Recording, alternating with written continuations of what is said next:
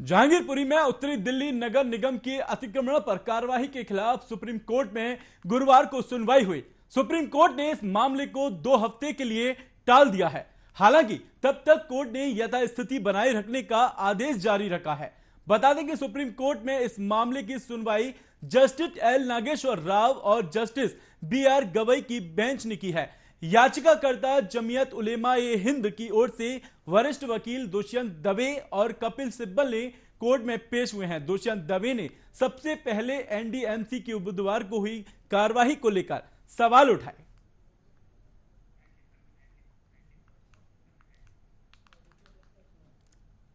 बता दें कि ये जो हिंसा है 16 तारीख को बढ़ गई। 16 तारीख को जब हनुमान जी की शोभा यात्रा निकाली जा रही थी कि तभी कुछ दूसरे समुदाय के लोगों ने आके वहां पर हिंसक झड़प करना शुरुआत कर दी। वहां पर पत्थरबाजी की और तलवार हाथों में लेकर वहां पे हिंसा करने लगे, जिसके बाद आपको बता दें बुधवार को वहां पे बुलडोजर से कार्रवाई की गई है। वहां पे जो अतिक्रमण फैला हुआ था उसको हटाया गया है, जिसके बाद सुप्रीम कोर्ट के आदेश के बाद इसको वहीं की वहीं हित जो स्थिति बनी हुई है उसको रोक दिया गया।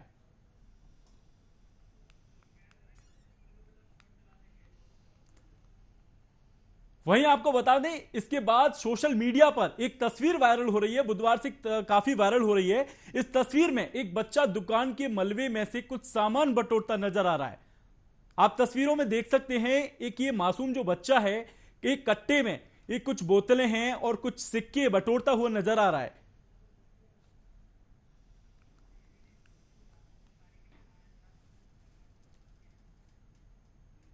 इसी के साथ ज्यादा जानकारी के लिए हमारे साथ न्यूज रूम से सीधे चमन जुड़ चुके हैं।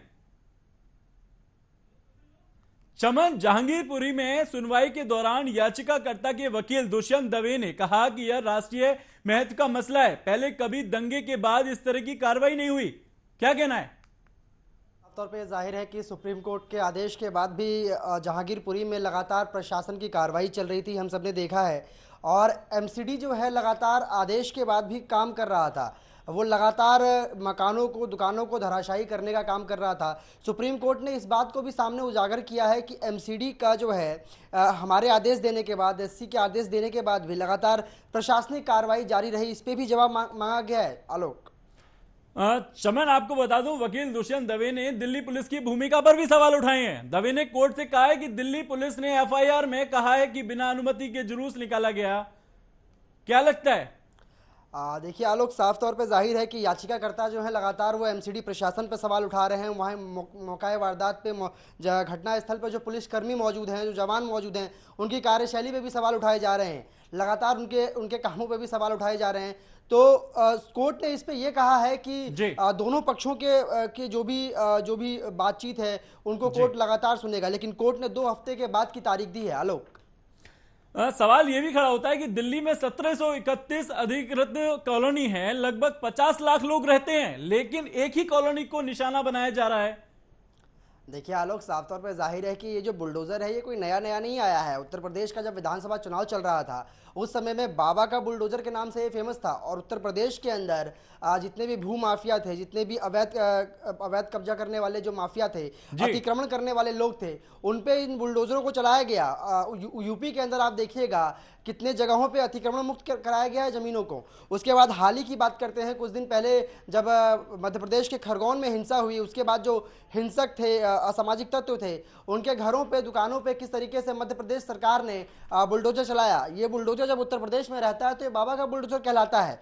वहीं अगर ये बुलडोजर अगर मध्य प्रदेश में चला जाता है लोग, तो ये मामा का बुलडोजर कहलाता है। और आप थोड़ा और आगे बढ़िएगा, गुजरात की हम बात कर लेते हैं। गुजरात के हिम्मतनगर में भी हिंसा हुई थी, वहां पे भी बुलडोजर चलाया गया था। वहां पे मोटा भाई का बुलडोजर कहा जाता है इसको।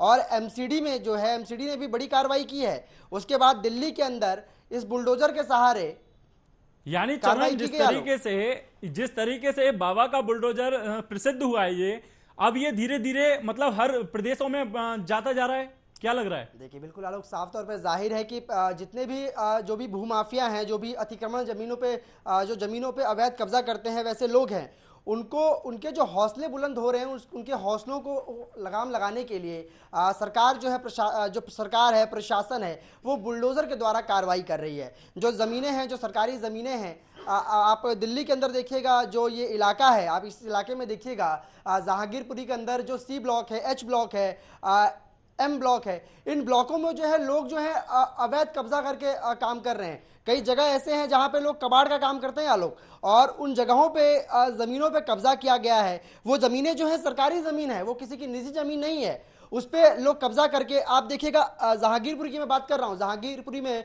जो जिला अस्पताल है, जिला अस्पताल पे कब्जा कर रखा है लोगों ने, और वहां पे आप देखिएगा कबाड़े का किस तरह से जमावड़ा लगा हुआ है, जमाव लगा हुआ है, और उस पर प्रशासनिक कार्रवाई की जा रही है। आलोक चमन, अगर बात करें साउथ दिल्ली की या जी। पॉश कॉलोनी की, तो इस तरीके की कार्रवाई वहां भी होनी चाहिए।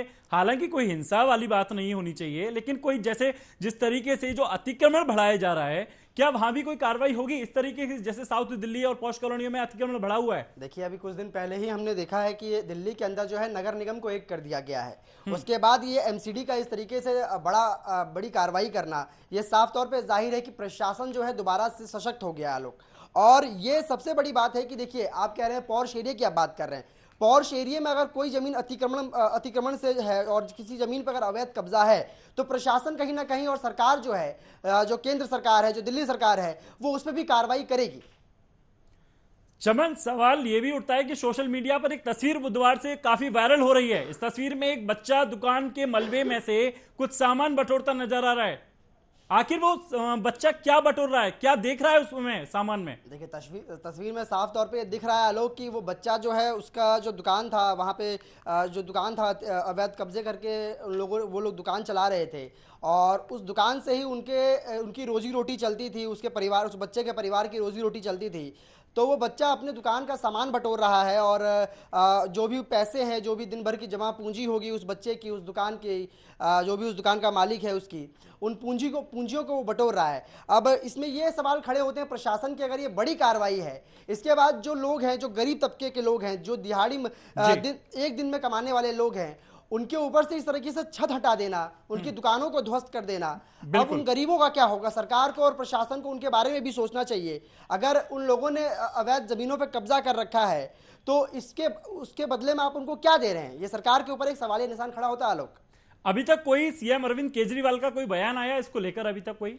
देखिए, अरविंद केजरीवाल का बयान तो जब आएगा जब आप पहले केंद्र सरकार के पास आ जाइए। जो कार्रवाई करवा रहे हैं ये केंद्र सरकार करवा रही है, साफ तौर पर जाहिर है। नगर निगम पहले एक किया जाता है आलोक, उसके बाद ये कार्रवाई होती है।